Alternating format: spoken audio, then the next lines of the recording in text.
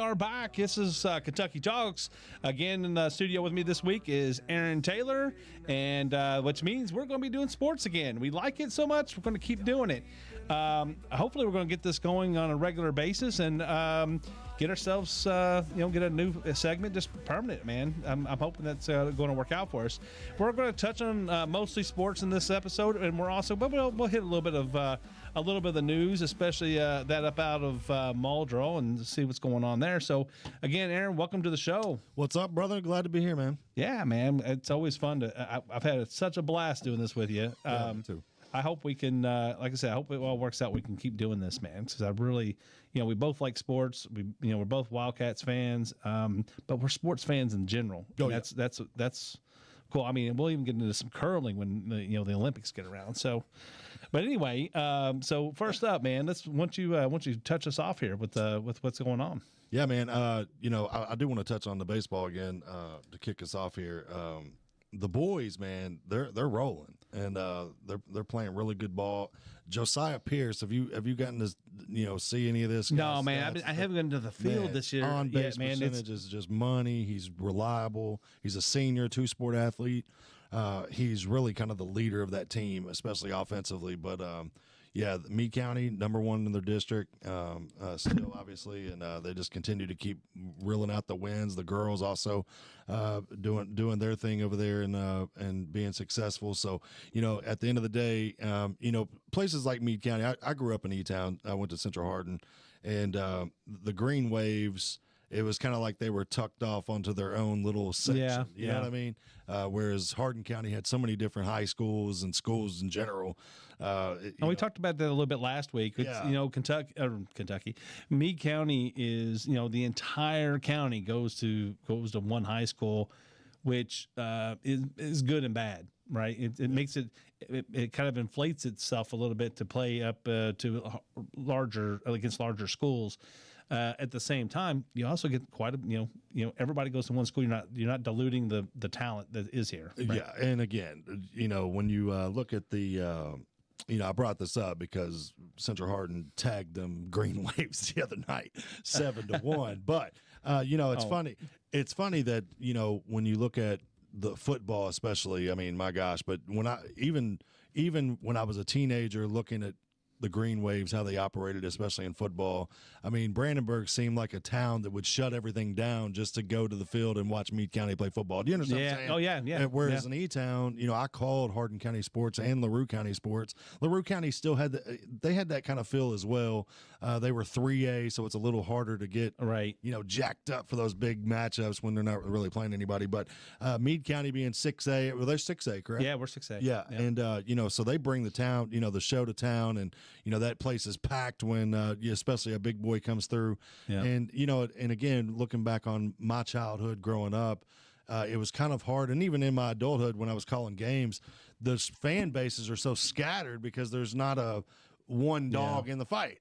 Yeah. Whereas Meade County, it's so concentrated. Everybody's Green Waves. I mean, Brandenburg's the largest. It's exciting. It really is. It is. Brandenburg's Meade County is in Brandenburg, the county seat, and Brandenburg is the largest city. Municipality of any size, any type, really in the county. But then Doe Valley, which doesn't count towards Brandenburg's population, is nearly the same size, really, as far as population. It's pretty close, I think. So those two together, I mean, all the kids in Doe Valley go to Meade County schools, even in the elementary school. So there's a lot of kids that go into, and they're kind of close. I mean, they've grown up playing ball together and things. So it makes a big difference. There's only one or two sports programs. Yep. Now you've got camaraderie. You've got team. And again, E-Town was kind of split in between the city and the county. Right. So you had two different baseball leagues. So you had sometimes best friends that played in the or lived in the same neighborhood just because of where a line was drawn. They would catch a different bus and go to different schools. Right. So that meant one was playing baseball in the E-Town League and the other one was playing in the county league. So it really is a different aspect when you talk about Meade County. And it is just it's a different animal, Yeah. When you we've seen the fan base. I mean, when you talk about where the lines are, we've seen that play out in like the Little League World Series where teams in like Chicago area where they draw a line, and these kids are neighbors basically, and one's and then one you've seen teams get in trouble for playing somebody outside their region. Yeah.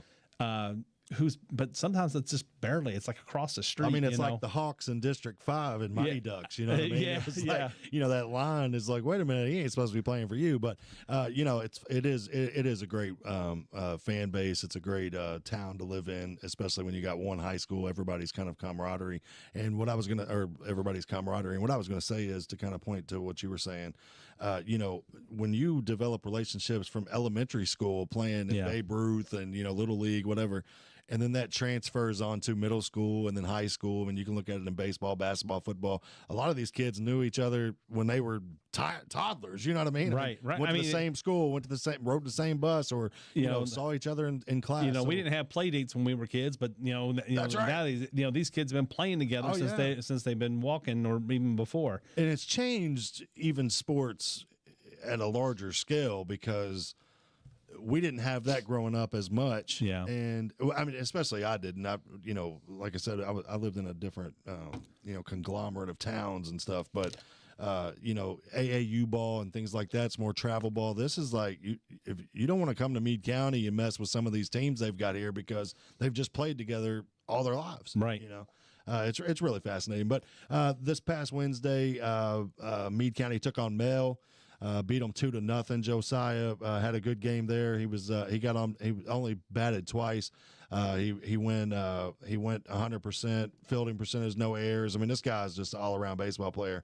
I just had his stats pulled up, but 2-0. Meade County gets the dub over Mel, and like I said, they're number 1 in the district. They're rolling. The Green Waves softball team just as fantastic. I think they were like 11-5 the last time we spoke. They went 1-2 since then. They're still hanging on to that first place in the district. They're ranked 43rd in the state. I mean, so obviously they still have a lot of people that are knowing what they're capable of. Yeah, it's normally the girls softball, the fast pitch softball in Meade County is usually really, really good. But you can't have it every year. And That's so, or every night. But still, I mean, by the time this season's over, I expect Meade County to be one of the top teams in the state. I mean, it's my expectation almost every year for them, just because of the history that's there. I mean, I used to talk to people after, a few years after I graduated. It's probably like 10 years after I graduated high school. I was working with somebody in Louisville, and they said they would tell me, it was a female, and she said she hated going down to Meade County to play. She said because they always kicked their butt, and there was nothing. And I and of course I swell up with pride. That's where I went to school. It's my kids are going to school there. Yep. Or have gone to school there, not anymore. But back then they were in school here. And so, but it's a little bit of pride. So it's kind of a cool thing, and there's a reputation for winning in Meade County. So, and then of course the Meade County girls, they played at Bethlehem on Thursday. They got a 7-2 victory.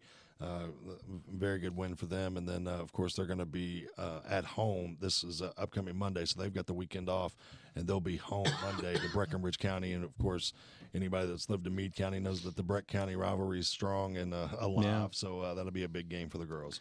It's unfortunate they don't play football together anymore. They ended that a few years ago. I think. I mean, there's no reason for you to go was like the pick last on year these they played. guys, man. Well, You're 6A for a reason.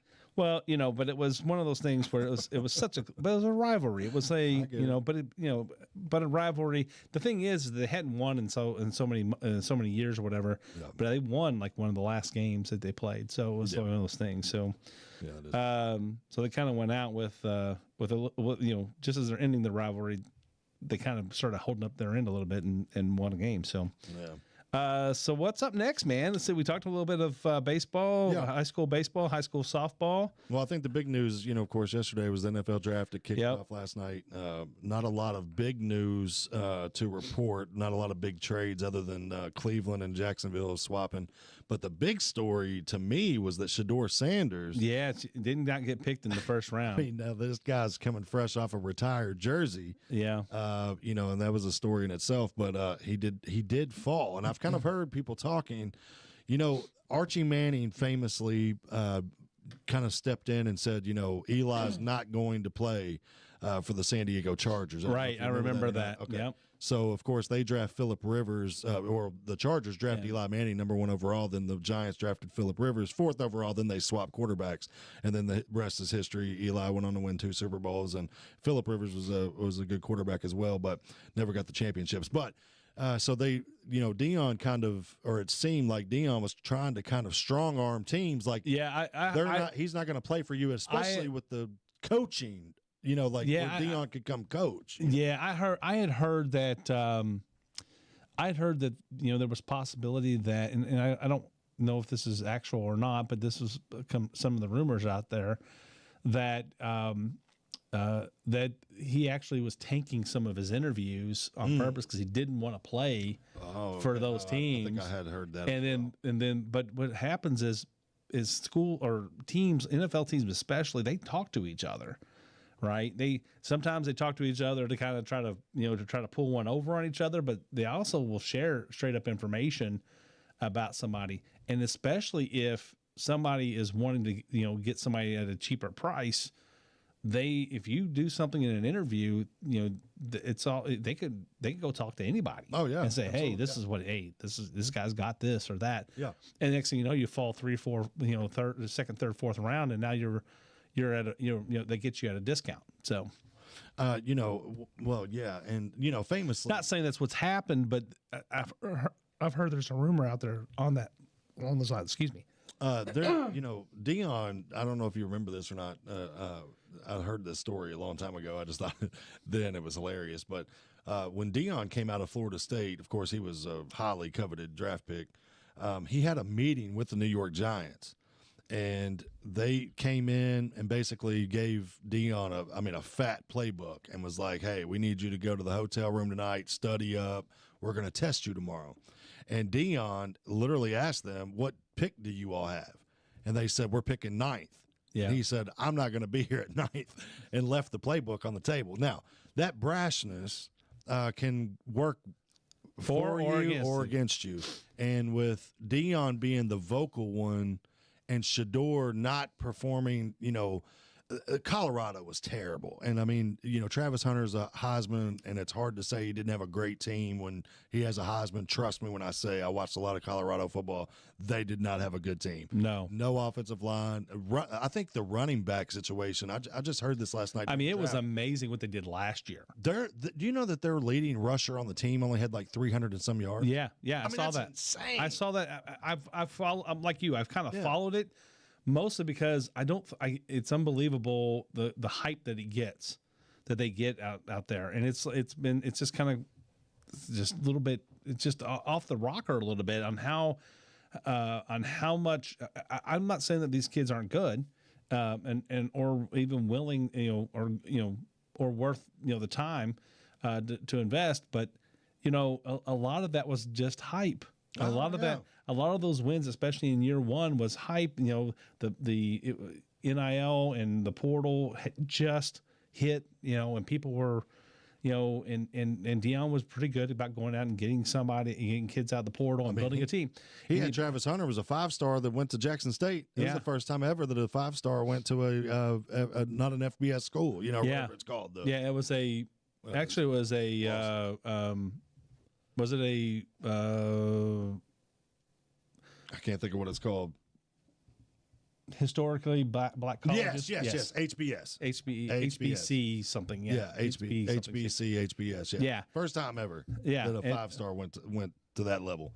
And I mean, obviously he could have went anywhere probably. I don't know who his recruits were, or who was recruiting him, but.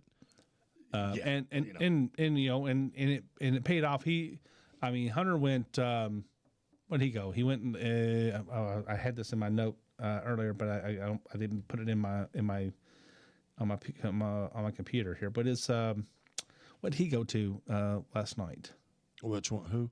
Oh, Travis Hunter. Travis Hunter. Jacksonville. Yeah. I mean, he went. Was that second? Yeah. They traded. I was trying to remember. He traded up to Cleveland spot. Yeah. And so I was watching that last night, and I was thinking of draft day. Oh yeah, yeah, you know, yeah. because that was the trade, was right? it, yep. Jacksonville and Cleveland, Yep. right? That The old Kevin Costner movie. yeah, that's a great movie, man. yeah. I love it. I usually watch it draft day just because of that, but it's I didn't have time to watch it yesterday, but it's I'm sure I'll watch it at least once this weekend just because. But that's what I'm saying. It was when I said it was Cleveland and Jack, I was like, man, that could have been in the movie. That could have been the line in the movie right there. You know, and then you have Shador Sanders again. We were talking about the brashness, but I don't know if you got to see Cam Ward. Did you see Cam Ward get drafted? Yeah. Okay, so of course he went number 1 overall to the Titans, but man, this guy was so humble. Just even his outfit. I mean, I was talking to my son last night. I know I'm getting old because I'm starting to become the get off my lawn guy. Yeah. But the shenanigans these guys are doing with the jewelry and the flashy outfits and the dancing, going to the stage, I'm like, it's crazy. And, you know, a lot of it is because these guys are already got money. You know, they've already got money before they get to that stage. Oh, yeah. I mean, these guys, they're not coming out of like deep poverty like they were before. Yeah, they're not borrowing their Uncle Bob's suit. You know what I mean? They're going out and they're playing it up, and these guys are ready because that's what NIL's done for them.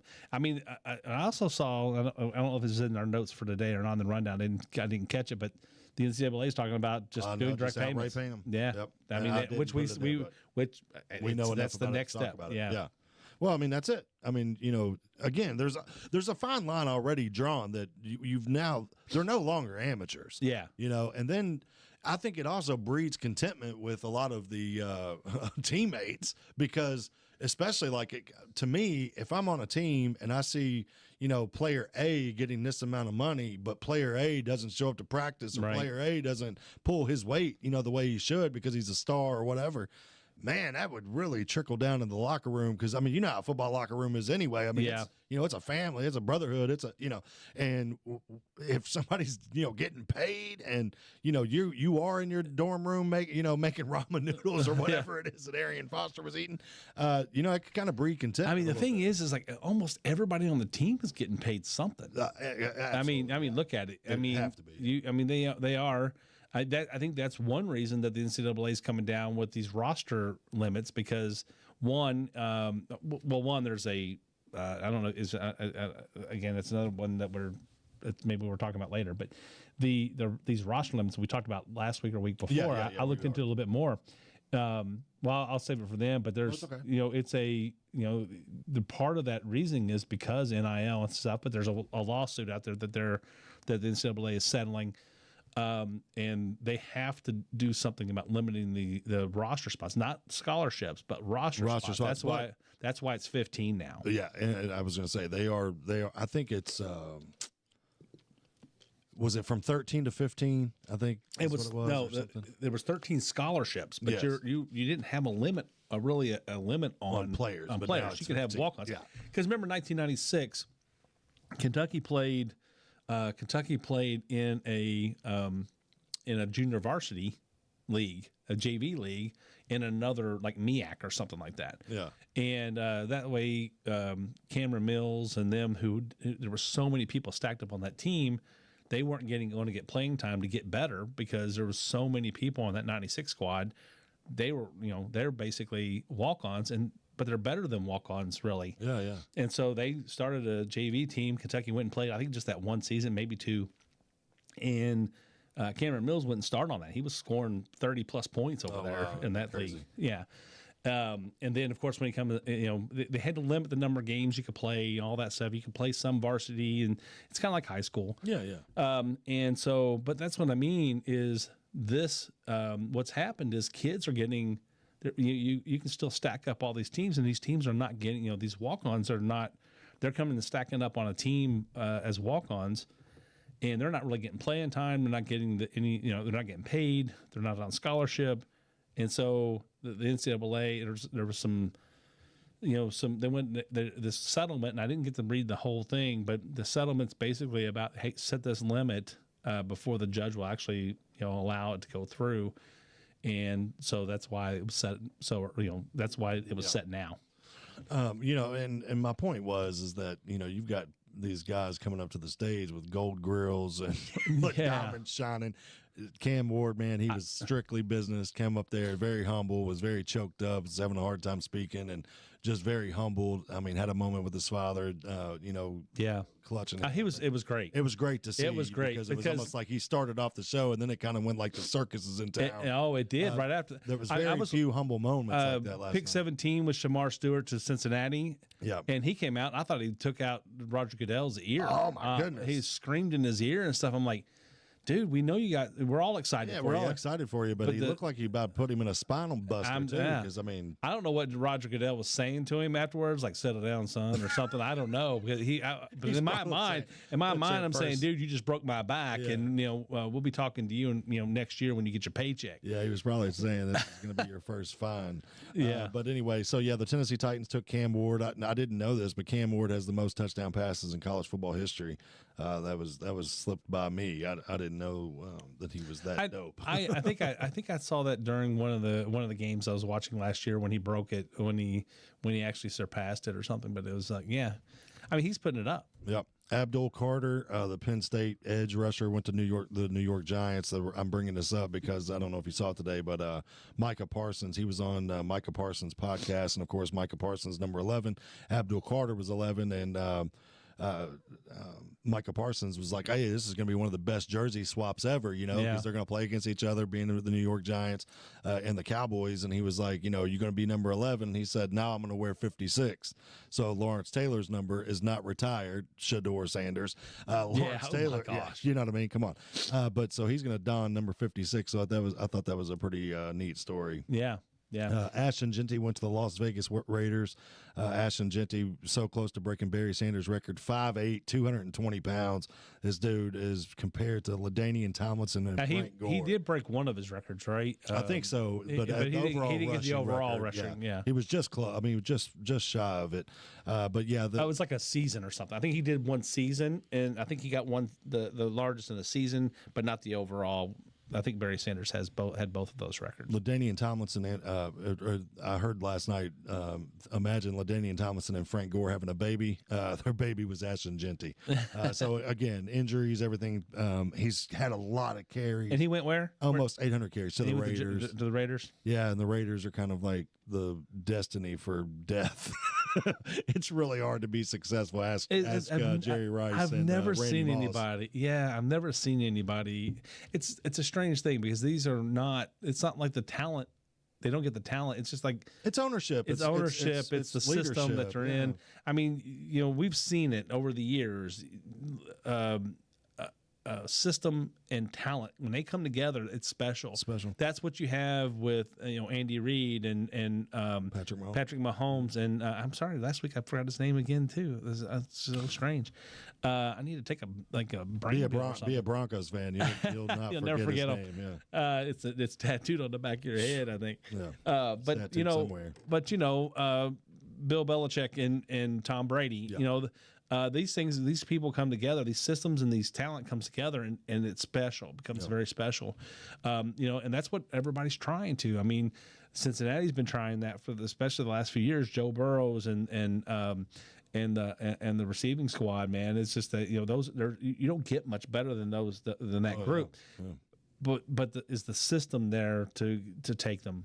To take them over the top, and definitely need a better defense. So I was really happy that we saw, we got Shamar Stewart. Yeah. Because we needed edge rushing. No, Texas A&M. Yeah. There's two Shamars. He's two Shamars. Yeah. One Shamar went to Florida. Shamar Stewart went to Texas went to Cincinnati, and he was he's a defensive end. And that's exactly one of the things I was happy to see it, because if we don't need to add another receiver, we didn't need to add. I don't think we need to add another running back. I think we really need defensive line and defensive backs. I think the defensive side of the ball. I mean, Sam Hubbard retired. And then Trey Hendrickson. They're still trying to get contract dispute. Yeah, so they're going to, and I think they're going to get it settled. And a lot of that has to do with the fact that they just redid everything so he can keep the receiving team together. And so he wants to get paid too. I don't blame him for that. Part of the help, it 15 sacks last year. Yeah, I mean, it helps that they raised the salary cap up pretty well. So yeah, let him go get his, and I don't blame him for that. I just hope that everything comes together, because I really want to see him as a Bengal again. So yeah. So Shamar Stewart went to the Bengals. Yep. And Texas A&M outside edge rusher. Very phenomenal athlete. Indianapolis Colts, they took Tyler Warren. Now, Tyler Warren was not the first tight end off the board. He was the number 1 ranked tight end. But he's not flashy, but this guy does everything. He's kind of like a Taysom Hill / better receiver, obviously, in the tight end position, but he throws the ball, runs the ball, blocks. I mean, he's kind of like a joker. He kind of does everything. But Tyler Warren, Penn State, the tight end, went to Indianapolis Colts. And then also... Let me ask you a question. Yeah, go ahead. Back to Cam Ward a little bit. With Cam Ward going to the Titans, where does that leave Will Levis? Is he going to get traded? Do you think he's just going to sit the bench? I think he'll sit. Do you think he'll sit the bench? I'm trying to think of how, and I always kind of mess this up as much as I watch the NFL and keep up with it. When you're drafted, every rookie comes in with a 4-year, 5th-year option. Yeah. Okay. So I don't know how much money is guaranteed. Will Levis came out, 2 years ago? So this will be is his third season. Yeah. I don't know if they still owe him money. So you got to start asking yourself that, like if there's still money on the hook. Now they ain't paying. They could. I mean, if there was guarantee money, but because usually the guarantee money is spread over the year, the full contract, or rolled into a signing bonus. That's what I'm saying. So he could not owe him anything. It could be. It could be. It just depends. Guaranteed is what I'm talking. Right. But he was. Let's see. He was a late. Was he a late first round pick? Was that what it was? I can't even remember. I can't remember either. I was rooting for him, but me too. But he had issues. I mean, he threw a lot of interceptions at Kentucky, and did the same thing. And he did the same thing, and but he had special moments too. And it's like you see the special, but you don't. It just seems like it's few and far between. Yeah. A lot of mistakes in between those special moments. So, but anyway, I didn't mean to interject too much, but it just occurred to me that, he may be looking for another team. If not this year, then it's definitely probably after next year. Will Levis is, like I said, with the new coaching staff, remember, again, turnover. One of my favorite lines, and Remember the Titans, I'm sure a lot of people listening has seen this movie. I know you have, Mark. One of my favorite lines in that movie is attitude reflects leadership. Yeah. And that can be said. I mean, you're in business. It's a great line. In business. That supersedes a lot of different areas in life. When you have a good attitude or good work ethic or whatever, it trickles down, and it's got to start up top. When you get into a draft lottery like the Browns and all these different teams that have chased quarterbacks and offensive coordinators, defensive coordinators. So Will Levis comes into a Tennessee Titans organization that seems like it's pretty rock solid. Mike Vrabel's there at the time. Derrick Henry's there at the time. Right. They've got A.J. Brown at the time. And then right as he gets drafted, halfway in the season, they trade A.J. Brown. Mike Vrabel gets fired the next season, and so does Derrick Henry didn't get fired, but you know what I'm saying. Right. It's shipped off to the Ravens. Now you're left. Now Will Levis is left there going, I had better weapons at Kentucky. You know what I'm saying? That's true. I mean, it is absolutely true. And so now he's trying to pick up. Pick up the slack. Now he's trying to lift up the team, and it's like, it wasn't supposed to be that way when he got there. It was supposed to be him coming into a situation where he had weapons around him. You're absolutely right. But again, it's kind of the same thing. It was at Kentucky where the second year, the same thing happened the second year when we had a different offensive coordinator. It was a new coaching situation, a new system, and now he's trying to elevate. We didn't have the running game that we had the first year he was there, so there wasn't that relief. A lot of things happened, so he's in this kind of the same situation. Yeah, I think Will Levis. I mean, his first year there was with Liam Cohen. Yeah, and the second year was the guy from San Francisco. What was his name? Oh no, he was only there for a year. Denver too. Offensive coordinator. I think Rich Scangarello. Yeah, something like that. Yeah, and then and I was excited about that. And then of course now we went over to what's the guy's name that was here last year? Oh gosh, begins with an M, I think. Anyway, Macho Man. no. But anyway, this guy, at least there's some stability, it seems, right? So, yeah. Well, I mean, that's the thing with Kentucky is like, just like any other team. I mean, when you're building something, you can have, Mark Stoops being there for this is like his 11th season, 12th something like that. something. Yeah, I mean, he's the oldest, longest tenured coach in the SEC. And you see, It seems strange to say. Yeah, well, I mean, it's like Coach K. I mean, what was he, like 79 or something? I don't know. Crazy. I mean, he tried to retire in the 90s because he had a health situation, but but Stoops is plugging along. I like Stoops. I'm a Stoops fan, but you're not the Stoops Troops guy you was in 2014, 15, 16. Yeah, I need to see. I need to see something. I need him to be able to come back next year. Now, I mean, you have off years. Here's the thing. We're gonna go off script for a second. When it comes to college football, I'd say the same thing about college football as I do women's basketball in college. Okay, there is such a discrepancy between number 1 UConn and number 2 whoever, fill in the blank. There's certain years where number 1 and number 2 meet in a Final Four or something in women's college basketball, and they lose by 40. I mean, you know what I'm saying? Yeah. It's like crazy. So when you say that, Stoops need to show me. So now I'm a Kentucky fan. I want us to go undefeated, whatever. What's the thing? Yeah, what are we looking for, though? Well, for me, all I can do is speak for me. What I'm looking for is just the consistency again, right? To say, hey, I know we're going to run this ball and we're going to have the offensive line. I know that we're going to have a strong defensive line. When you call it the wall, it needs to be a wall, right? You're talking about the big blue wall. It was not the big blue wall anymore. Yeah. And it's like, what happened to it? And, yeah, I get it. Other teams come and they, NIL, portal, but where are and I do believe that Kentucky does have limited resources when it comes to NIL, and I think that part of what we saw was the basketball team didn't have as much NIL as we would probably like or think because I thought the pockets were a little deeper there.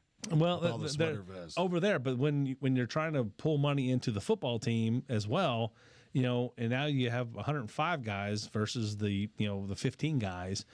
That pulls a lot of money out of the 15 guys, at least from the point of view of the fan who's trying to contribute the boosters. I'm not no way near a booster, but if we want to contribute, if I give $200 to a fund for it, that only goes so far. You know what I mean? If there's a million Kentucky fans, $200 makes it to Lexington. Well, there's stop and get gas between here and there. You know what I'm saying, right? If I want to get, but they're in the collective. You can go and buy into the collective for X amount of money. Yeah. It's not just high dollar boosters; it can be low dollar boosters too, or low dollar fans.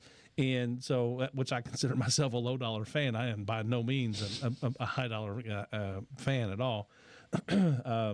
But you have high dollar expectations. But I have what I feel is realistic. I don't expect that we're going to go win the SEC. I don't even think we can compete in the SEC. That's my thing. That is the thing. All I want to do is be able to compete. That's all I want. As we started competing for a few years there, we were competing. Well, now that it's expanded, think about this. You got Oklahoma and Texas. It's Texas a different thing. I mean, I know Texas A&M's been there for a few years now, but Florida, Tennessee, Alabama, Auburn. I mean, those are just so rich in football blood that to me, it's almost like, I've said this about Calipari, like everybody was just dumping on Calipari towards the end. And you kind of take for granted what we did enjoy for several years. Right. And I've always said, if you told, and to fill in the blank, I mean, outside of Blue Bloods, I mean, fill in the blank. If you told that team, we're going to give you 10, 12 years of Final Four runs, Elite Eights, one championship. Everybody loves it. They would jump on that This is Kentucky. fast. I get it, but this is Kentucky. And you're Kentucky too. I love the snob attitude when it comes to basketball. Give me the chips. Football, I love going and watching them play. We've been to games together. I love watching them play. We drove down to the Music City Bowl a lot of times. It's like that's who we are as Music City Bowl, though. But see, I'm okay. I'm okay with that as long as basketball I'm just reigns. saying, you're wanting to fire this guy and uproot his family. And what is the expectation? You're not talking about Stoops, right? I don't want to fire Stoops. Well, I mean, I'm just saying, yours like, I'm not talking about something. What, I mean, I'm just saying, I want to get what I want to see is just get back to consistency where we can compete some. We're not at the bottom of the SEC. Yeah. I'm okay with this year was a bad year. I get it. Yeah, my goal for Kentucky football is at least be in the hunt. And have a chance when you come up against Georgia, Texas. Be in that hunt, beat the people you're supposed to beat, and then see if you can't put something special together for a couple of games, right? To kind of move you past it. Yeah. That's what I'm expecting. I mean, this year against Georgia, I mean we struggled in almost every game this year. But Georgia.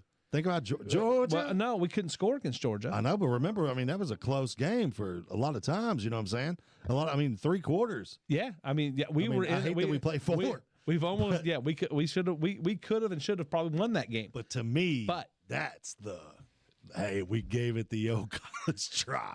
It's true. I want to expect more, but I don't know. But by the time we got there, I mean, it was like we'd already lost. Who? Oh yeah, lost? and then we lost a stinker right before we. Yeah, played. and then we lost to Vanderbilt, right? And we lost to Vanderbilt too, right? Yeah, who loses to Vanderbilt? I mean, nothing. We hadn't in a while. Yeah, all they got is doctors on their teams. And it's like smart, but so that's what I'm talking about. Pictionary team. I want football to be at on the edge, and I want basketball to be supreme. Have you thought about getting another favorite college football team? No. Okay. No. Let's absolutely go, never.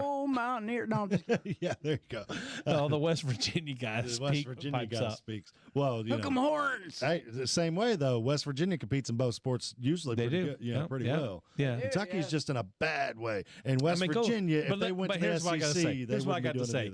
Go look up all the basketball records. Yeah. Right. What are the basketball records? Am I supposed to do this in the football stands? Yeah. No. Just scroll through our basketball Wikipedia page. Hey, I'm at least thinking about it when I'm watching the game when I'm watching the team get stomped after I drove all the way to Lexington. It is such a long drive home. Actually. Oh, it is, dude. It is. I mean, it seems like it's all right getting there. It's anticipation. You get there and they lay an egg, and it's like.